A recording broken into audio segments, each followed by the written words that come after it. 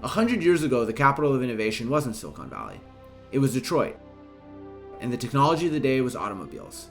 At the time, the three big companies were there, and hundreds of entrepreneurs were building their own startups to remake the world as we knew it using this new technology. Fast forward, what happened? Innovation went global. And not only did expertise flow, so did best practice. I believe the same thing is going to happen to Silicon Valley.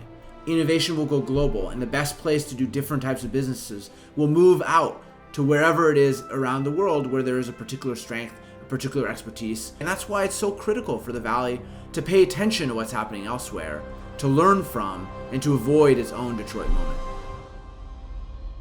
What always surprises me is when I tell the story of this book, Out-Innovate, and when I share some of the stories of entrepreneurs around the world, how novel it is to people in the Valley and how new the story feels. What's actually happening right now is that innovation is happening outside Silicon Valley, around the world, often in ecosystems that look different with less capital, less resources, less depth of trained human capital, or more macroeconomic shocks, forces entrepreneurs to think differently, to turn adversity into advantage, and in many ways, that actually yields an out-innovating strategy that ends up working very well. Silicon Valley is obsessed with this notion of chasing unicorns.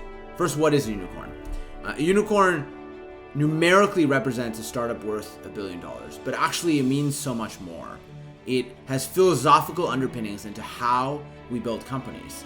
And if the philosophy is chasing unicorns, the method is growth. It's growth at any cost. Outside Silicon Valley, the best entrepreneur build what I call our camels. The camel is an animal that can thrive when times are good, but when times are tough, they can also survive in the toughest places around the world. They're not imaginary, they're real, and they exist in many parts of the world. How are our camels built in the world of innovation? They do three things. The first is they have sustainable unit economics from the get-go. The second is they manage burn. And the third is they think long-term.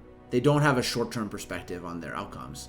And those three things together yield what I believe are better risk-adjusted outcomes over the long term, which is what we're all looking for at the end of the day. Entrepreneurs outside Silicon Valley often have to do more with less. And one example of that is having to build the full stack. Sometimes that means building vertical infrastructure, a bunch of things that you have to do just to build the end product.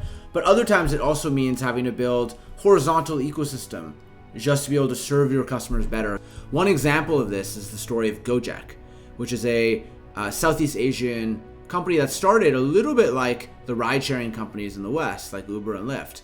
But when I interviewed Nadeem, the CEO, his vision for this business was radically different than what we might have seen in Silicon Valley. His idea was in the morning, I might drive people to work.